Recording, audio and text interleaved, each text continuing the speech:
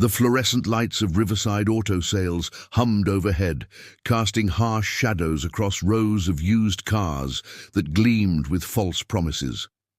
Maya Richardson stood in front of a 1967 Ford Mustang fastback, her calloused fingers tracing the oxidized paint along the driver's door. The car looked like it had been pulled from a lake. Rust bloomed across the quarter panels. The interior reeked of mildew, and when she popped the hood, the engine compartment looked like a graveyard of corroded dreams. "You're wasting your time," the voice came from behind her, dripping with condescension. "That thing's been sitting here for 8 months. Had 3 mechanics look at it, dead as disco." Maya didn't turn around. She knew that voice. Derek Hutchins owned Riverside Auto, and in the 15 years since she'd left Millbrook, Ohio, he'd apparently perfected the art of dismissing people before they'd even spoken. She'd grown up 2 blocks from his father's original garage, back when it was just Hutch's Honest Cars, and Derek was a cocky teenager who thought working on engines was beneath him. "Engines seized," Derek continued, stepping closer. She could smell his cologne, something expensive and overpowering, the kind of scent that announced you had money before you opened your mouth. "Transmissions probably shot. Frame might be rusted through. You'd need to rebuild the whole damn thing from the ground up, and even then—" "I'll take it," Maya said quietly. Derek laughed, a sharp bark that echoed off the concrete floor. "You'll take it. Lady, you haven't even heard the price." Maya finally turned to face him. Derek had put on weight since high school, his face fuller, but his eyes still held that same calculating gleam. He wore a navy suit that probably cost more than her monthly rent, and his wedding ring caught the light as he gestured dismissively at the Mustang. "How much?" she asked. 12,000, he said, his smile widening. "As is, no warranty. And I'm only asking that because some idiot will probably want it for parts." Maya pulled out her phone, opened her banking app, and showed him the screen. "I can put down 6,000 today. Finance the rest through my credit union." The smile faltered. Derek's eyes narrowed as he studied her face, trying to place her. "Do I know you?" "Maya Richardson. Used to be Maya Torres. I graduated with your sister Kelly." Recognition flickered across his features, followed by something else. Surprise, maybe embarrassment. "Little Maya Torres? Damn, you disappeared after. Wasn't there something with your dad?" Maya's jaw tightened. "He died. Heart attack, senior year." Right. Sorry about that." Derek's sympathy was performative, already moving past it. So what's a girl from Millbrook doing, looking at a project car that would make grown men cry? "I'm 43, Derek. I stopped being a girl about 25 years ago." Maya circled the Mustang slowly, taking mental notes. "And I'm not looking, I'm buying." Derek crossed his arms, his expression shifting from dismissive to amused. "You know what this car needs. Somebody who knows engines, really knows them, not YouTube videos and wishful thinking. I know engines." "Yeah?" Derek's laugh had an edge now. "Where'd you learn? Community College Auto 101? Maya met his eyes steadily. She'd dealt with men like Derek her whole life. Men who assumed her gender predetermined her capabilities, who heard her soft voice and saw only someone to patronize. She'd learned long ago that arguing was pointless. Only proof mattered. "My father owned Torres Automotive. He built race engines for dirt tracks all through Ohio and Pennsylvania. I could rebuild a carburetor before I could drive." "Torres Automotive." Derek's expression shifted, a memory surfacing. "That old garage on Mitchell Street burned down, didn't it?" "Yes." The word came out flat, final. Maya didn't elaborate, didn't mention that the fire happened 3 months after her father's funeral, that the insurance investigation found faulty wiring, that she'd been 19 and suddenly alone with nothing but the tools in her father's truck and a scholarship to Kent State she couldn't afford to accept anymore. Derek studied her for a long moment, then shrugged. All right, Maya Torres, or Richardson or whatever, tell you what, I'll make you a deal, a real deal, not the bullshit I feed the weekend warriors who come in here thinking they're mechanics because they changed their own oil once. He walked around the Mustang, running his hand along the damaged trunk. This car is garbage, total garbage, but it's got sentimental value to somebody. Previous owner was some old guy who died. Daughter wants it gone, but feels guilty about junking it. She'll take whatever I give her, which will be about $800 because that's what it's worth in scrap. What's your deal? Maya asked, though part of her already knew she shouldn't engage. Derek's smile had that predatory quality of someone setting a trap. Make this car run, and I'll sell it to you for cost. $4,000, not a penny more. He paused, his smile widening. But there's a catch. You've got 30 days, 1 month to get this thing turning over, running smooth enough to drive around the block. If you can't do it, you walk away. And I never have to hear about how Maya Torres knows engines. And if I do, then I'll personally apologize in front of every customer in this dealership for doubting you. Derek extended his hand. Make this car run, and I'll believe you. Hell, I'll throw in free oil changes for a year. Maya looked at the Mustang. The car was a disaster, worse than anything she'd taken on in years. Since moving to Cincinnati 18 months ago, she'd been working at a Jiffy Lube, changing oil and rotating tires, feeling her skills atrophy with each mindless shift. Her apartment was a studio in a converted warehouse, her furniture mostly second-hand, her life as small and confined as she could make it. But this car was a '67 fastback, the same model her father had been restoring the year he died. She could still remember the sound of his voice as he explained the firing order, the way his hands moved with absolute certainty as he adjusted valves, the pride in his eyes when she diagnosed a misfire before he did. 30 days, she said, taking Derek's hand. His grip was firm, confident. I'll need it delivered to my address. I don't have a trailer. Done. I'll have it towed this week. Derek pulled out his phone. Give me your info. As Maya recited her address, she felt something shift inside her, fear mixed with anticipation, the way she used to feel before a difficult rebuild. Her hands were already mentally disassembling the engine, cataloging what she'd need: compression tester, valve grinder, probably a complete gasket set, new rings, bearings. One more thing, Derek said as she turned to leave. When you fail, and you will fail, Maya, I don't want any drama. No excuses about needing more time, no sob stories about how hard you tried. You shake my hand, admit you couldn't do it, and we both move on with our lives. Deal? Maya smiled, the first genuine smile she'd managed in Derek's presence. I won't fail. That's what they all say. Outside, the September afternoon had turned golden, the kind of light that made even Millbrook's tired streets look almost beautiful.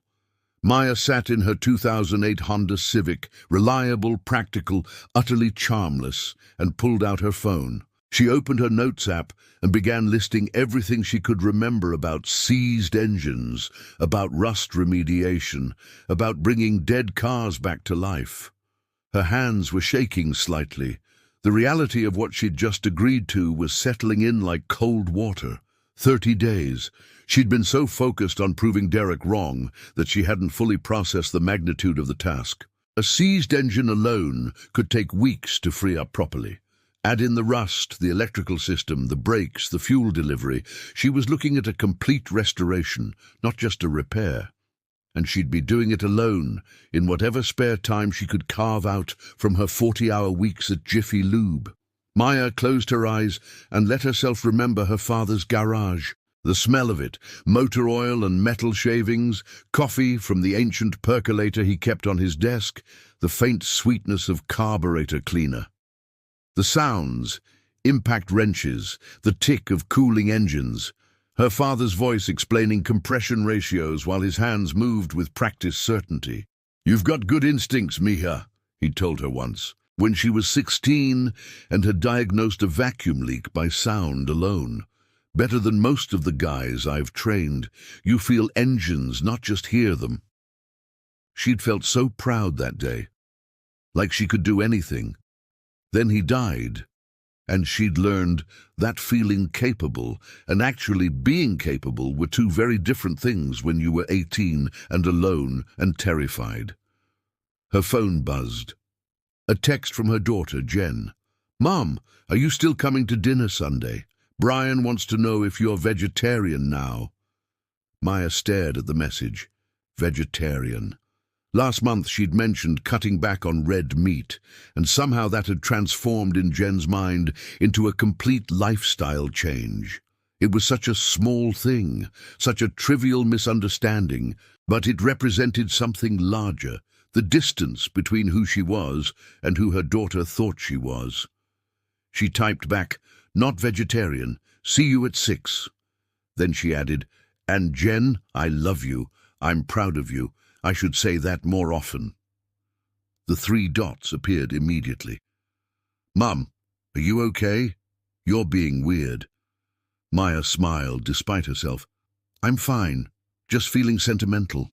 She didn't mention the car, didn't mention Derek Hutchins or the challenge or the fact that she'd just committed to something that would consume every free hour she had for the next month. Jen wouldn't understand. At 22, her daughter lived in a world of tech startups and artisanal coffee shops, a world where getting your hands dirty was a choice, not a necessity. Maya had worked hard to give Jen that world, had taken the stable jobs, made the safe choices, ensured her daughter never had to worry about money the way Maya had worried after her father died. But somewhere in all that providing and protecting, she'd lost the part of herself that used to dream in horsepower and chrome. The drive home took her past her old neighborhood. She hadn't meant to go that way.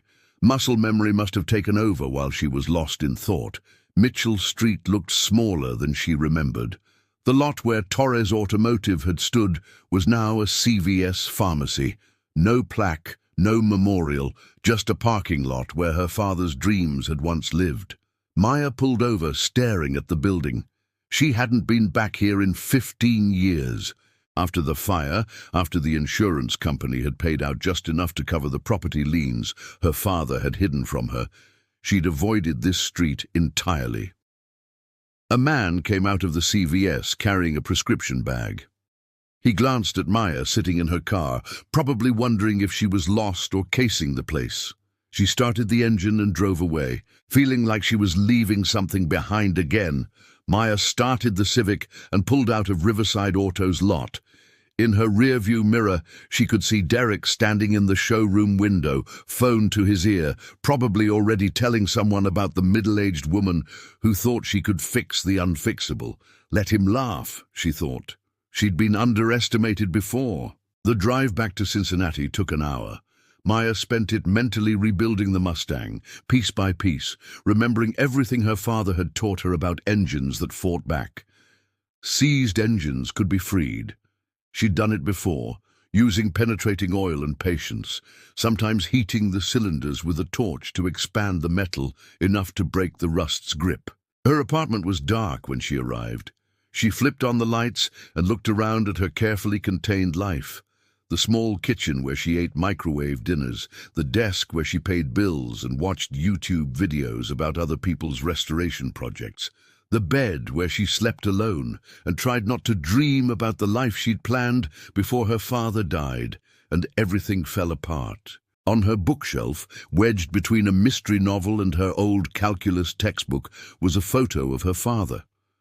Thomas Torres, at 50, standing in front of his garage, grease under his fingernails and pride in his smile. Behind him, partially visible in the garage bay, was a blue Mustang fastback. Maya took down the photo, studying her father's face. "I know," she said quietly to the empty room. "I know I should have tried this years ago. I know I let fear win." She sat on her couch, a beige thing she'd bought at IKEA because it was practical and affordable, and let herself really look at her life. This apartment was her third in Cincinnati. She'd moved here 18 months ago after the divorce was finalized, choosing the city because it was far enough from Westwood to feel like a fresh start, but close enough that Jen could visit easily. The studio was small but clean. Affordable rent meant she could save a little each month, though for what she was never quite sure. Retirement felt like a fairy tale. A house of her own seemed impossible on a Jiffy Lube salary. She'd told herself she was being prudent, building security, but really she was just waiting. For what, she didn't know. On her coffee table sat a stack of library books, 3 mysteries and a biography of Amelia Earhart.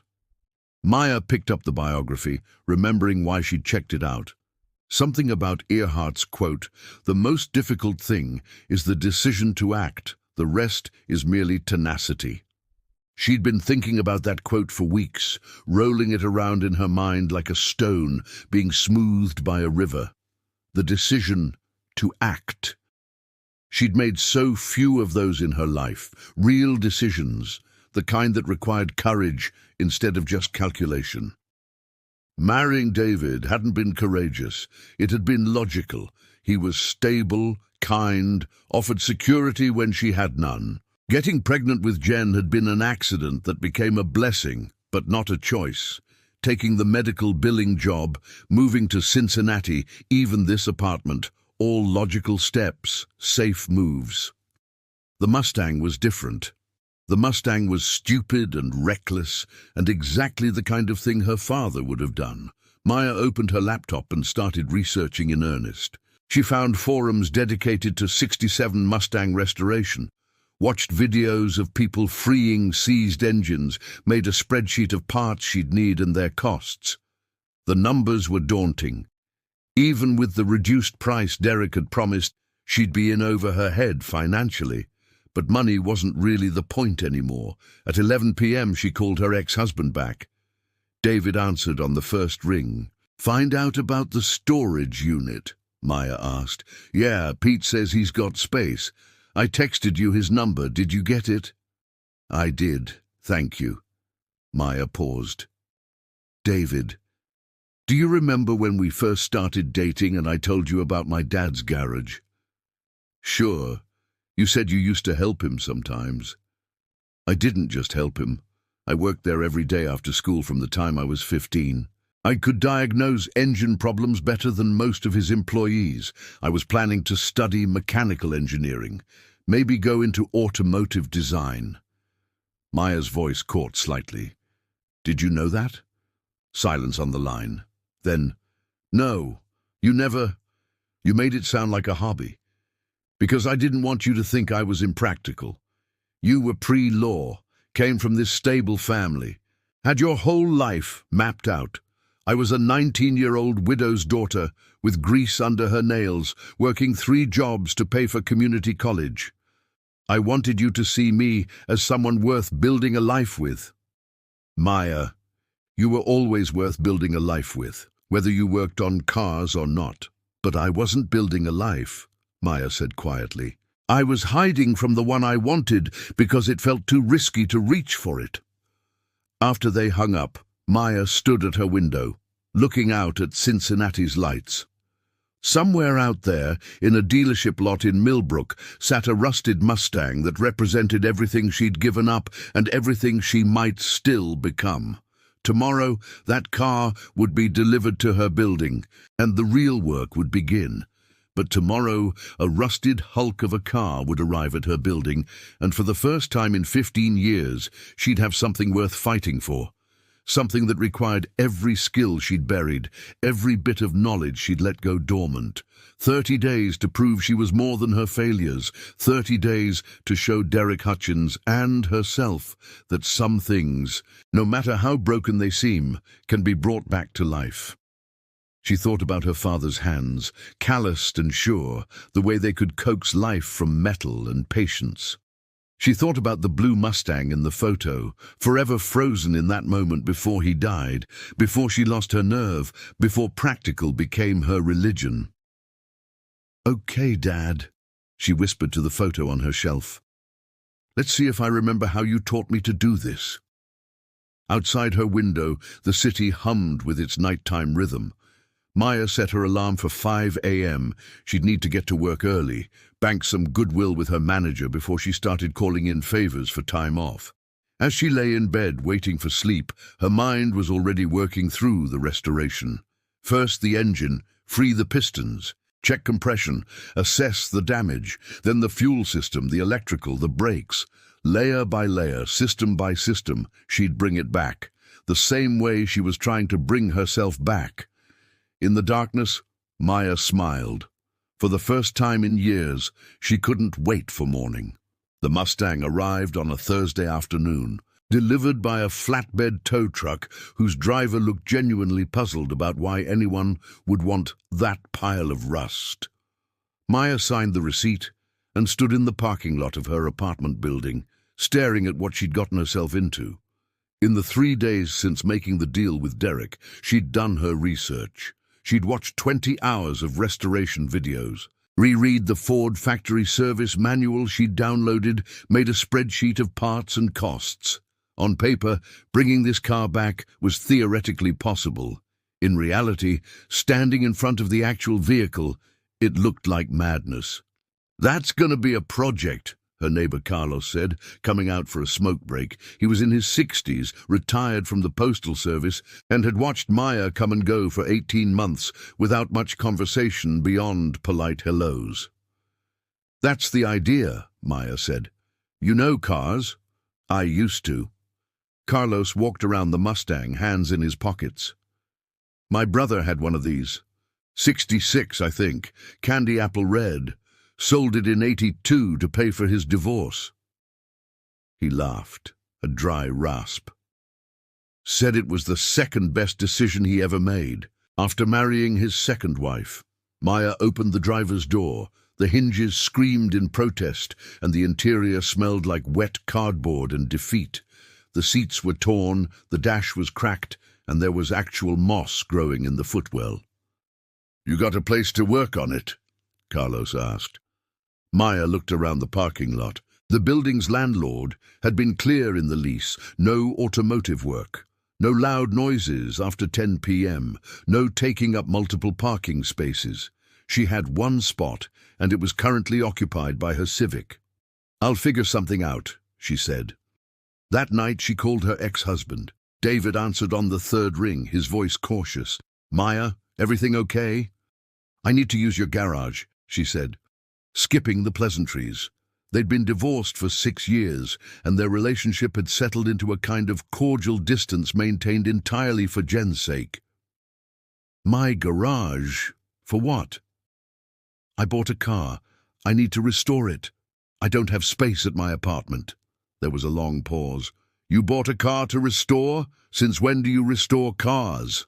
"Since always, David. You just never paid attention." Another pause, longer this time. "That's not fair." He was right. It wasn't fair. David had never discouraged her interest in cars. She'd been the one who'd put that part of herself away when they married, when she got pregnant at 23, when she'd taken a job in medical billing, because it had insurance and stability and nothing to do with the grease-stained dreams of her teenage years. "You're right," Maya said. "I'm sorry. But I still need the garage, just for a month. I'll work evenings. Won't get in your way." "I don't." "Maya, I sold the house 3 months ago. I'm in a condo now. No garage." The information hit her harder than it should have.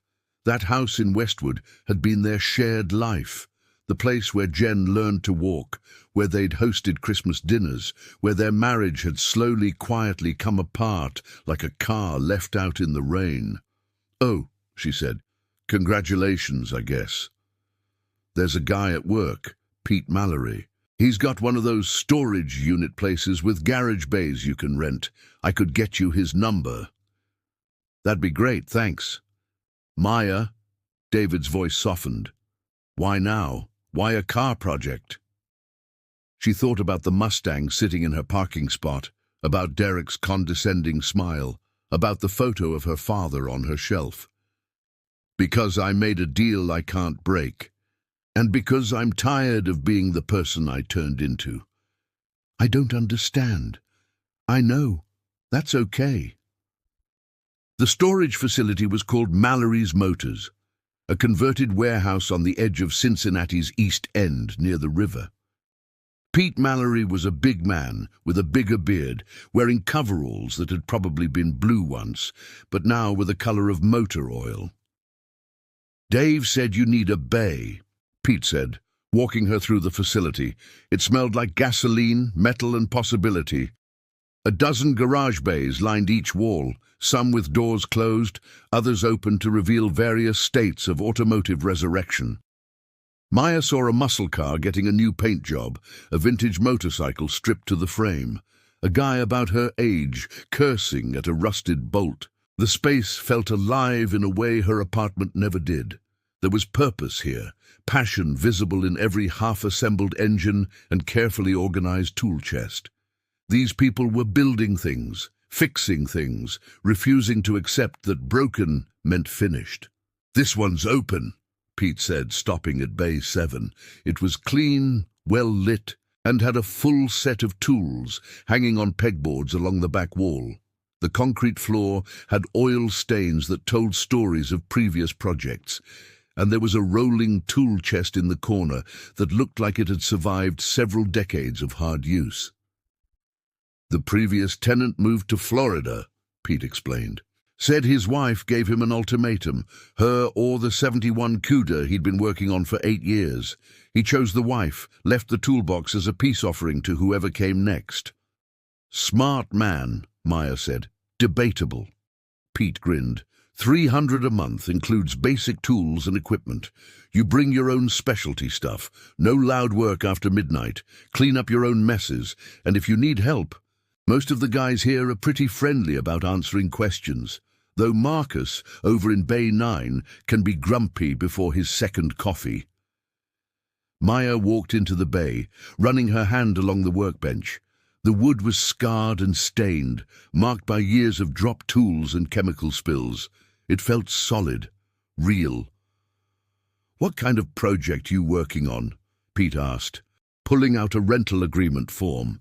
67 Mustang Fastback, seized engine, rusted frame, interiors shot, and probably 100 other problems I haven't found yet. Pete's eyebrows went up. "Ambitious. How much time you got?" "Started with 30 days, down to 27 now." "Jesus," Pete laughed, but not unkindly. "Well, you came to the right place. Half the guys here are working on impossible deadlines, and the other half have been working on the same car for 10 years. You'll fit right in." Maya signed the rental agreement and handed over first month's rent in cash.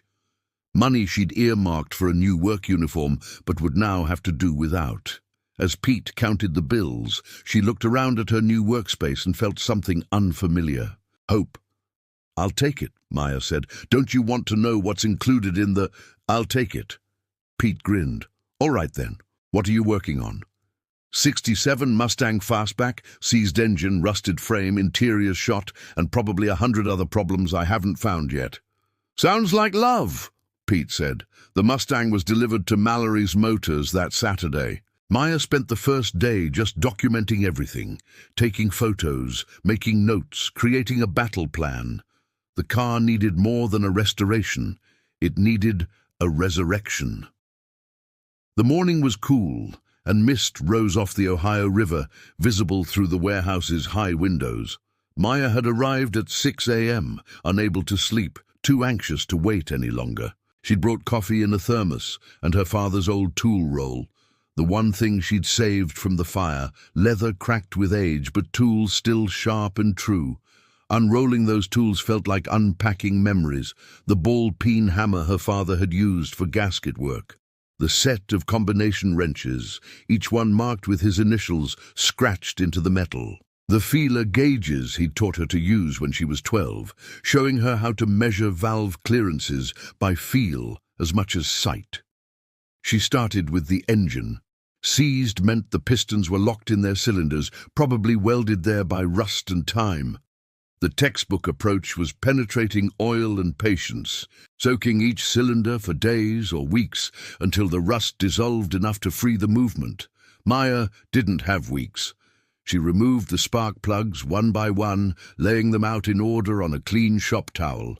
Each plug told a story: electrodes eaten away by corrosion, insulators cracked from heat cycling, threads gummed with old carbon deposits. She could read an engine's history in its spark plugs, the way archaeologists read history in layers of earth. Cylinder 1. Electrode gap at 0.85 instead of the factory, 0.35. Someone had been running this engine lean, probably trying to squeeze out better fuel economy. Cylinder 3. Oil fouling, dark and wet, worn valve guides or rings, oil sneaking past and fouling the combustion. Cylinder 7. Bone dry but covered in rust. This was the one that worried her.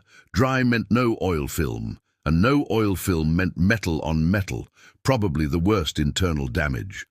She poured a mixture of automatic transmission fluid and acetone into each cylinder, an old mechanic's trick her father had taught her. ATF and acetone will creep into spaces regular penetrating oil can't reach, he'd said, demonstrating on a seized Honda engine someone had abandoned in his shop. Give it 3 days and you can free up almost anything. Will it work on a Mustang? She'd asked. She must have been 14, all elbows and questions. Will it work on any engine? Her father had replied. The principles don't change just because the nameplate does. While the cylinders soaked, she moved on to the rest of the car. The brake lines were corroded through, brown flakes coming off when she touched them. The master cylinder was locked solid, brake fluid long since turned to sludge. The fuel tank had rust holes the size of quarters, and when she shook it, she could hear debris rattling inside. Every system she checked revealed new problems, and her initial budget spreadsheet, so carefully calculated in her apartment, became a work of fantasy.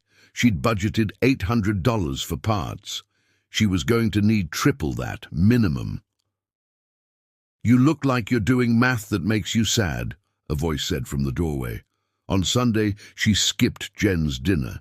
She texted an apology. Car project running long, and felt guilty about the lie of omission. She wasn't just running long. She was drowning in the reality of what she'd agreed to do. "You look like you need a beer," a voice said from the doorway of her bay.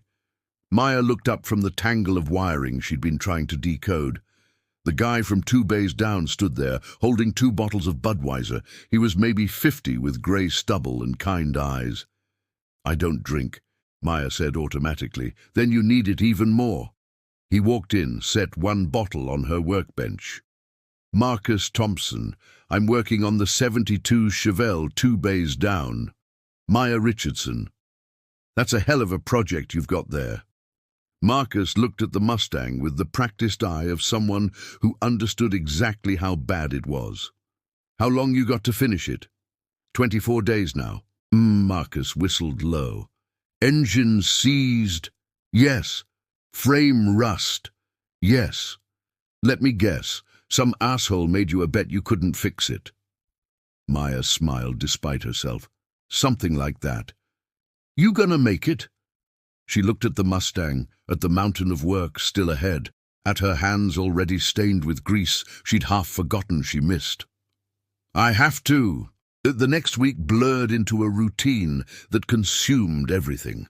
Maya worked her shifts at Jiffy Lube, 8 hours of oil changes and tire rotations, mindless labor that left her antsy to get to the real work. Then she'd drive to Mallory's Motors and work until midnight or later, stopping only when her body demanded rest. The engine gave up its seized grip on day 9. Maya had spent hours rocking the crankshaft back and forth, applying torque in alternating directions, feeling for the moment when rust would surrender to persistence. When it finally moved, just a quarter turn, accompanied by a grinding sound like breaking teeth, she actually laughed out loud. "Progress," Marcus said from his bay. He'd become a quiet presence, offering advice when asked, companionship when silence felt too heavy, But the engine's freedom revealed deeper problems. 2 cylinders had pitting that required boring out and oversized pistons. The crankshaft had scoring that needed machining. The valves needed grinding. The timing chain was stretched, and the oil pump had frozen solid. Maya ordered parts using her credit card, watching the balance climb higher while her savings account dwindled. She did the math obsessively. If she finished and won the bet, she'd pay Derek $4,000 instead of $12,000. But between parts and the garage rental, she was already in for $3,000. $1,000 in savings wasn't much, but it was better than nothing. If she failed, she'd have nothing. Jen called on day 14. "Mom, are you avoiding me?" "No, honey. Just busy with work." "You missed Sunday dinner again. Brian thinks you don't like him." Maya sat on the floor of her garage bay, phone to her ear, looking at the partially disassembled engine spread across her workbench. Oil-stained parts lay organized on shop towels, each piece cleaned and inspected, waiting for reassembly. "I like Brian fine. He seems nice." "He seems nice. You've met him twice." Jen's voice carried that edge of hurt that made Maya's chest tighten with guilt. "And both times you barely said 10 words. He thinks you disapprove of us living together." "I don't disapprove. You're 22. You can make your own choices." "Then why does it feel like you're pulling away? You used to call me twice a week. Now I'm lucky if I can get you on the phone for 5 minutes. Maya looked around her bay. It was nearly midnight, and she was the only one still working. The overhead lights hummed, casting shadows across the Mustang's skeletal form. Engine on the workbench, transmission dropped on the floor, brake systems scattered across 2 sawhorses. This was where she wanted to be. But Jen couldn't understand that. "I've been working a lot of overtime." "At Jiffy Lube." Jen's skepticism came through clearly. "Mom, what's going on? You sound different, distracted. Are you seeing someone?" "What? No, I'm not." Maya stopped, surprised by the question. When was the last time she'd even thought about dating? David had been her first serious relationship, and after the divorce, she told herself she was taking time to figure out who she was. That was 6 years ago. "Then what is it?" Jen pressed. "Because you're acting weird, and Brian's parents are coming to dinner on Sunday, and I really need you there. I need you to show up and be present and actually care about what's happening in my life." The words hit Maya like a slap. She did care. She cared desperately, but how could she explain that this car, this stupid, rusted, impossible project, was the first thing she'd cared about for herself in 25 years? "I'm sorry, sweetheart," Maya said quietly. "You're right. I've been distracted, but I'm not avoiding you." "Then what are you doing?" Jen's voice softened slightly. "Talk to me, Mom. Whatever it is, you can tell me." Maya almost did, almost explained about the Mustang, about Derek's challenge, about the feeling of rediscovering a part of herself she'd thought was dead. But the words stuck in her throat. Jen knew her as the practical one, the stable parent who'd chosen medical billing over mechanics, who'd never taken risks, who'd made every decision based on what was safest and most responsible. How could she suddenly admit that version of herself had been a lie? "I've been working on a project," Maya said carefully. "Something personal. I promise I'll tell you about it soon, and I'll be there Sunday. I promise." After Jen hung up, Maya sat in the silence, feeling the weight of all her small deceits. She'd built her entire adult life on the foundation of being who other people needed her to be. David had needed stability, so she'd been stable. Jen had needed security, so she'd been secure. Her co-workers needed someone who showed up on time and didn't cause problems, so that's who she was. But who was Maya Torres, Maya Richardson, when nobody was watching? That question haunted her through the rest of the night. She worked on the transmission, checking synchronizers and replacing worn bushings. Her hands moving through procedures muscle memory had preserved even when her conscious mind had forgotten. Each bolt she torqued, each bearing she pressed into place, felt like an answer to that question. This was who she was. Someone who could take broken things and make them whole. Someone who understood that patience and persistence could overcome rust and time. Someone who wasn't afraid of hard work or dirty hands or the kind of challenges that made other people walk away. She'd just forgotten for a while. At 2 a.m., she finally stopped working. Her back ached, her knees were sore from kneeling on concrete, and her hands were black with grime that wouldn't come off no matter how hard she scrubbed. She looked like hell and felt like she was finally waking up from a decades-long sleep. Marcus knocked on her bay door as she was packing up. "You're gonna kill yourself working these hours." "I'm fine." "You're not fine. You're obsessed." He sat down on her work stool, his own hands stained with grease from whatever project he'd been tackling. In the harsh light, she could see he was older than she'd first thought, maybe mid-50s, with the kind of tired around his eyes that spoke of his own battles fought and lost. "I've seen this before. People get a project and it stops being about the car. It becomes about proving something, to themselves, to someone else, to the world." Maya didn't answer. Didn't need to. "What happens if you don't finish in time?" Marcus asked gently. "Then I failed." "So what?" "You fail, the world keeps turning. The car's still here. You can finish it on your own schedule without some asshole dealer breathing down your neck. You don't understand." "Then help me understand." Maya looked at the Mustang, its engine still scattered in pieces. "When I was 17, my father and I started restoring a car just like this. Same year, same model, different color. We had this whole plan. We'd finish it together and it would be mine. A graduation present." Her voice caught slightly. "He died before we could finish it." "I'm sorry." "He had a heart attack 6 months later. The car sat in his garage, half finished while I tried to keep his business going. I was 18, trying to run an auto shop and finish high school and not fall apart. I couldn't do it all. The business closed, the garage burned down, and the car... I don't even know what happened to it. Probably got scrapped." Marcus was quiet for a moment. "And this car is your second chance.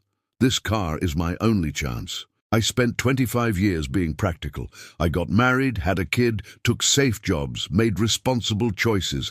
And you know what I ended up with? Divorced, working at Jiffy Lube, living in a studio apartment, and so goddamn small I can barely recognize myself." She felt tears threatening and blinked them back angrily. She didn't cry. She'd learned long ago that crying didn't fix anything, didn't change anything, just made you feel weak. But Marcus didn't judge her. He just sat there, this stranger who'd become something like a friend, and let her have her moment. "So, make yourself bigger," Marcus said eventually. "But maybe don't kill yourself doing it." 16 days, Maya said, her voice steadier. "I've got 16 days. "Then let's make sure you finish in 15, Marcus said. "I'll help. So will some of the other guys. Pete's got a parts connection that can get you discounts. Rachel over in Bay 12 is an electrical wizard. Thomas knows bodywork better than anyone I've met. You're not in this alone."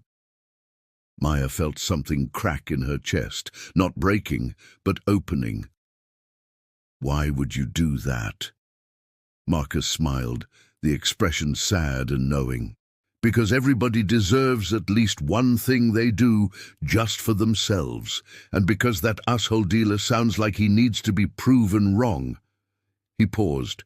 "And because 20 years ago I was working on a '68 Firebird that my dad left me when he died. I was going to restore it, going to make him proud, but I got scared, sold it for parts money, took the safe route.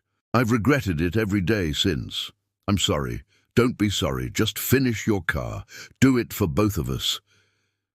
On day 20, the Mustang still wouldn't start.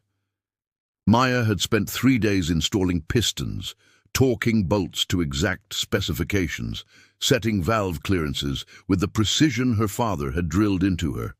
The engine looked beautiful. Freshly painted valve covers, New gaskets sealed properly, every component cleaned and assembled with care. But beauty didn't mean function. Marcus helped bleed the brakes while Maya stared at the engine, trying to diagnose what she'd missed. The fuel system was clean. The ignition timing was set correctly. Compression tested good on all 8 cylinders. On paper, everything should work. Could be the carburetor, Marcus suggested, wiping brake fluid from his hands. Those old Hollies can be temperamental. I rebuilt it completely. Every jet, every gasket, every adjustment. Rebuilt it according to what specs?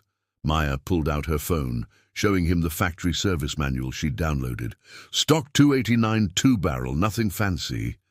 Marcus scrolled through the manual, his expression thoughtful. When's the last time this engine ran, according to the previous owner? Derek said it had been sitting 8 months, but looking at the rust, I'd guess closer to 8 years. So the fuel could be completely varnished. You flushed the tank? Twice. Ran fresh gas through every line. And the float bowls in the carb. Sometimes old gas leaves a residue that blocks the jets even after cleaning. Maya felt stupid for not thinking of it. She'd been so focused on the major systems, engine internals, ignition, fuel delivery, that she'd overlooked the simple things. The carb might look clean, but still have microscopic passages blocked by old fuel turned to lacquer. I'll pull it apart again tonight, she said. A guy named Thomas from Bay 12 approached, carrying a parts catalogue. He was maybe 60, with silver hair and the kind of weathered face that came from years of outside work. Heard you're having fuel delivery issues. I've got a spare Holly 2300 on my shelf. Never used it. Wrong CFM for my project. You can borrow it for testing. I can't. You can, and you will, Thomas interrupted gently. That's how it works here. We help each other finish our projects. Besides, if you win this bet against Derek Hutchins, you're going to make every woman mechanic's life a little easier. That's worth a spare carburetor. You know Derek? Maya asked, surprised. Thomas's expression darkened slightly. Met him once, years ago. He told my daughter she should stick to teaching kindergarten instead of trying to run her own garage. She proved him wrong, but it took her years to get past the doubt he planted. Maya thought about Derek's condescending smile, the way he'd dismissed her before she'd even spoken. How many other women had he discouraged? How many had believed him and given up? I'll get your carburetor back to you, Maya promised. Just win the bet, Thomas said. That's payment enough. The community at Mallory's Motors had quietly adopted her project over the past 2 weeks. Pete stopped by most evenings with coffee and mechanical wisdom gleaned from 40 years of restoration work. A woman named Rachel, who was rebuilding a '69 Camaro with her teenage daughter, helped Maya rewire the electrical system, patiently explaining how to read wiring diagrams and trace shorts. They didn't make a big deal about it, just showed up, offered help, and understood that sometimes the car was the excuse and the real work was remembering how to be yourself. Try firing it up, Marcus said on day 19. They'd installed the battery, connected the fuel lines with Thomas's borrowed carburetor, and primed the system. Everything that could be ready was ready. Maya sat in the driver's seat. The interior still smelled like mildew, but she'd cleaned out the moss and patched the worst tears in the upholstery with duct tape and determination. Through the cracked windshield, she could see the bay door open to the autumn evening. Outside, golden lights slanted across the parking lot. She turned the key, the starter motor cranked, spinning the engine. On the 3rd revolution, she heard a cough, an actual firing attempt, fuel igniting in at least 1 cylinder. Her heart leapt. She gave it more gas and the engine caught for a second, shaking the whole car with a violent shudder, then died. Again, Marcus said urgently. It's close. She tried again. The engine cranked, almost caught, died. Fuel pressure might be low, Thomas called from where he was watching with Rachel and her daughter. Could be the pumps not delivering enough volume. Or the timing's still off, Rachel suggested. Try advancing it a few degrees. Maya tried 3 more times, each attempt the same. A brief moment of hope as the engine almost caught, followed by silence and the smell of unburned gasoline. On the 6th attempt, the engine backfired with a crack like a gunshot, and she saw a tongue of flame briefly appear from the carburetor. "Shit," Marcus said. "Too much fuel, not enough air, or timing's way off." Maya sat back in the seat, feeling frustration build in her chest. 19 days of work, and the car still wouldn't start. 11 days left, and she was back to troubleshooting basics. "It's been sitting too long," Rachel said sympathetically. "The fuel's probably varnished in places we can't see. You might need to flush the whole system again, maybe even replace the fuel pump."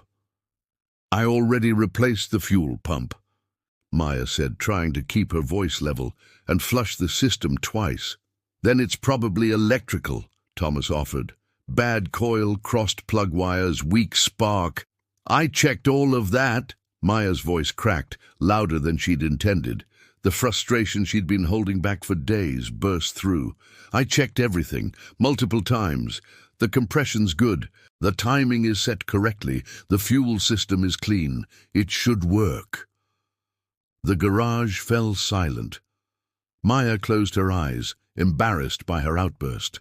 These people had been nothing but kind, offering time and expertise and encouragement, and she was yelling at them like a child throwing a tantrum. "I'm sorry," she said quietly. I'm running out of time, and I don't know what else to check." Marcus walked over to the driver's door. "Get out, take a break." "I don't need a break. I need the car to run." "You need a break," he repeated firmly. "You've been here 14 hours today. You're exhausted, you're stressed, and you're making decisions from a place of panic instead of logic. That's how you miss the obvious stuff." Maya wanted to argue, but she knew he was right. She was so tired her hands were shaking. The letters on her phone screen blurred when she tried to read texts. She'd been surviving on coffee and determination, and her body was starting to rebel. "Come on," Rachel said, extending a hand to help Maya out of the car. "There's a diner 2 blocks from here. Let's get some food. Clear your head. The car will still be here when you get back." They ended up at a place called Rosie's, a 24-hour diner that smelled like grease and coffee and reminded Maya of the places her father used to take her after late nights in the shop. The vinyl booths were cracked, the jukebox in the corner still played songs from the 80s, and the waitress knew everyone by name: Maya, Marcus, Rachel, Thomas, and Rachel's daughter Sarah crowded into a booth ordering breakfast food at 11 p.m., because that's what you did when you spent your evenings bringing dead cars back to life. "So, what's the story with this dealer?" Rachel asked, dumping ketchup on her hash browns. "Why does he care if you finish or not?" Maya told them about Derek, about the bet, about growing up in Millbrook, and the way certain people could make you feel small without even trying. She told them about her father's garage, about the fire, about 25 years of playing it safe and being practical and forgetting who she used to be. "Sounds like a dick," Thomas said simply. "He is," Maya agreed. "But that's not really why I'm doing this." "Then why?" Rachel's daughter Sarah asked. She was 17, with grease under her fingernails and her mother's sharp eyes. "No offense, but you could just buy a different car, one that actually runs." Maya smiled at the girl's bluntness. "Because for 25 years I've been telling myself that who I am now is enough, that it doesn't matter that I gave up the things I loved, that being practical and safe and responsible is the same as being happy." "And," Marcus prompted gently. Maya traced patterns in the condensation on her water glass. "Because for 25 years I've been telling myself that who I am now is enough, that it doesn't matter that I gave up the things I loved, that being practical and safe and responsible is the same as being happy." "And," Marcus prompted, "and I've been lying to myself." Maya looked up at them, these people she barely knew who'd become something like friends. My daughter doesn't even know I can rebuild an engine. My ex-husband thinks I worked in medical billing because that's what I wanted to do. I've spent so long being someone's wife, someone's mother, someone's employee that I forgot how to be Maya. So the car is about remembering, Rachel said. The car is about proving I didn't lose myself completely. They sat with that for a moment, the truth of it settling like grease on skin, uncomfortable but honest. "You're going to finish it," Thomas said with absolute certainty. "You're too damn stubborn not to." Back at the garage, Maya worked until 3 a.m. flushing the fuel system. She disconnected every line, blew compressed air through the carburetor, replaced the fuel filter, and installed a new fuel pump she couldn't really afford. Tomorrow she'd try again. Her phone buzzed at midnight. Derek Hutchins. "Heard you're having trouble. My offer still stands. Walk away now, no hard feelings." Maya deleted the message without responding. At 3:30 a.m., driving home, she called Jen. It rang 4 times before her daughter answered, voice thick with sleep. "Mom, what's wrong? Is everything okay?" "Everything's fine. I'm sorry for calling so late. It's almost 4 in the morning." Jen's voice sharpened with worry. "Where are you?" "Driving home from a garage. I bought a car. I'm restoring it." Silence on the line. Then, "You're restoring a car. Since when do you restore cars?" "Since I was 15. Your grandfather taught me. I just stopped. For a long time." "Why didn't you tell me?" Maya pulled into her apartment parking lot, put the Civic in park. "Because I wasn't sure I could do it. And because I've spent your whole life being the practical parent, the one who made safe choices, and I didn't know how to tell you I was doing something reckless." "Mom!" Jen's voice softened. "I'm 22. I've made plenty of reckless choices. I once drove to Montreal on a whim with a guy I met at a coffee shop. You thinking you're boring is the most boring thing about you." Despite her exhaustion, Maya laughed. "What kind of car?" Jen asked. 1967 Mustang Fastback. It's a disaster. Completely seized engine, rust everywhere, interior trashed. "And you're fixing it?" "Trying to. I made a bet with this guy who owns a dealership. If I can get it running in 30 days, he sells it to me cheap. If you can't, then you keep working on it until you do," Jen said firmly. "Mom, this is actually cool. Like actually interesting. Why haven't you told me any of this before?" "I don't know, sweetheart. I guess I thought you wouldn't care." "Of course I care. You're my mom. I want to know who you actually are, not just the version of you who shows up to awkward Sunday dinners and asks if I'm eating enough vegetables." Maya sat in her car, watching the sun just beginning to lighten the sky. "Your grandfather would have loved to meet you. Really meet you, not just baby you. He was. He was the kind of person who saw engines as puzzles and life as something you fixed one piece at a time." As the deadline approaches, Maya faces escalating mechanical problems with the Mustang. Each repair reveals another failure, pushing her into exhausting 14-hour days filled with doubt, physical pain, and mounting pressure. A conversation with her ex-husband David brings unexpected closure as he apologizes for never seeing or asking about the parts of her that mattered most. Despite small breakthroughs, the car barely runs, and the ticking clock intensifies Derek's taunts. Supported by Marcus, Rachel, and others at the shop, Maya refuses to quit. A late-night call from her daughter Jen becomes a turning point. Jen reminds her that her worth isn't defined by the bet, even if Maya still feels compelled to finish. Over the final days, the Mustang gradually comes to life. Seconds of runtime become minutes. Rough test drives turn into real miles. On day 30, Maya drives the car to Derek's dealership, terrified it won't survive the trip. It does. Derek test drives it, admits he expected her to fail, and concedes the bet. The car runs, imperfectly but honestly, and the victory earns Maya not just ownership of the Mustang, but respect, validation, and a quiet moment of pride tied to her father's legacy. "You gonna keep working on it?" Derek asked, "until it's perfect. Then good luck. And Maya?" He smiled, and for the first time, it seemed genuine. "I'm sorry I was a dick. You deserved better."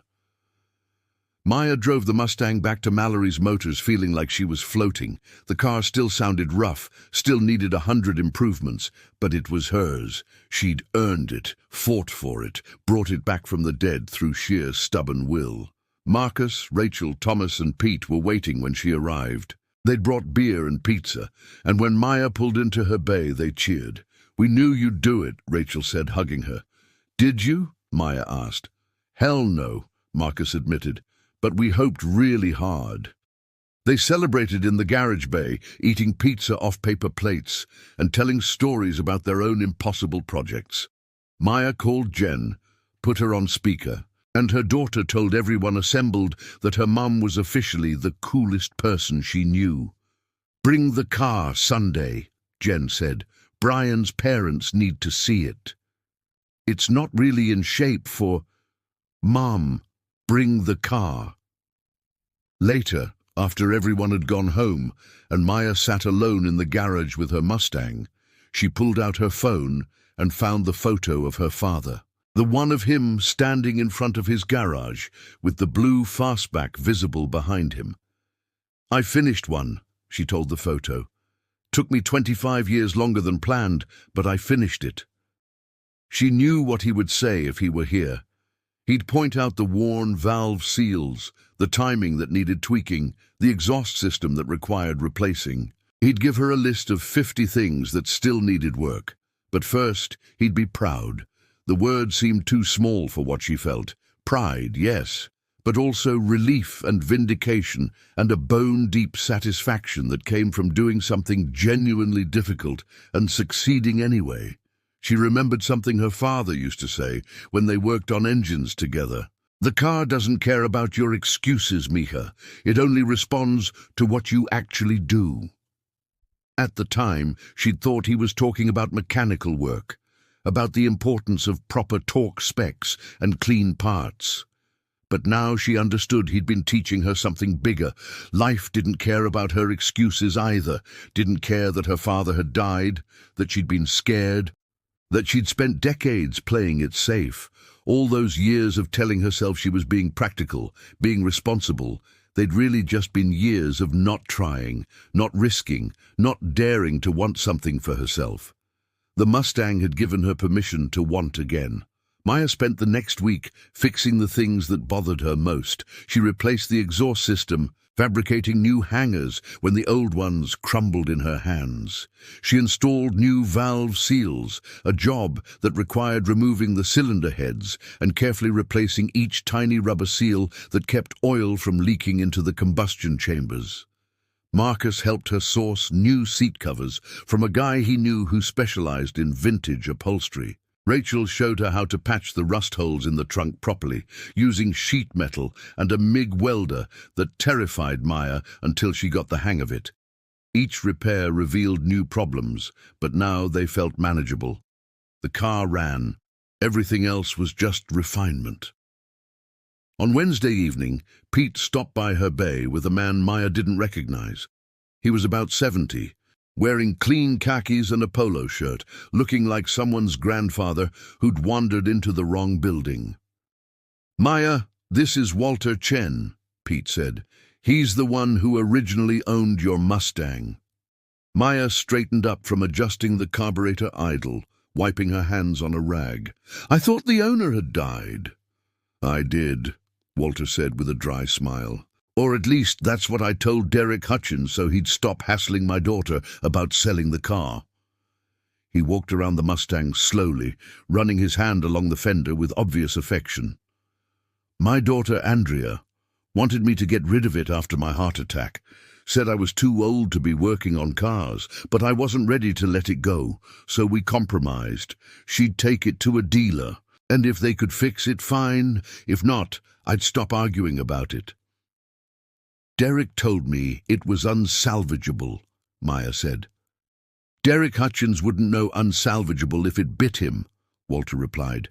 But he saw a rusted-out Mustang with a seized engine and figured nobody would bother trying. He was half right. Nobody did try for 8 months. He looked at Maya with sharp, intelligent eyes. Then you came along. Maya restores Walter's Mustang and returns it to him, learning its deep connection to his late father. Walter thanks her not just for fixing the car, but for refusing to give up on something meaningful. The moment reinforces Maya's belief that holding on to what we love is not foolish, it's necessary. She later reconnects with her daughter Jen, introducing her to the restored Mustang and revealing a side of herself she had long hidden. Their relationship softens as Jen realizes her mother's depth, skill, and passion. At a family lunch with Jen's partner and parents, Maya finally feels seen as her full self, no longer shrinking to fit expectations. Over the next 6 months, Maya fully rebuilds the Mustang and leaves her old job for meaningful work at a restoration shop, mentoring others and reclaiming the skills she once suppressed. Even Derek, who doubted her, apologizes and acknowledges her integrity and talent. The Mustang becomes more than a car. It is proof that Maya never lost herself, only set herself aside. Driving forward, imperfect but whole, she embraces a future defined by purpose, connection, and the courage to be visible again.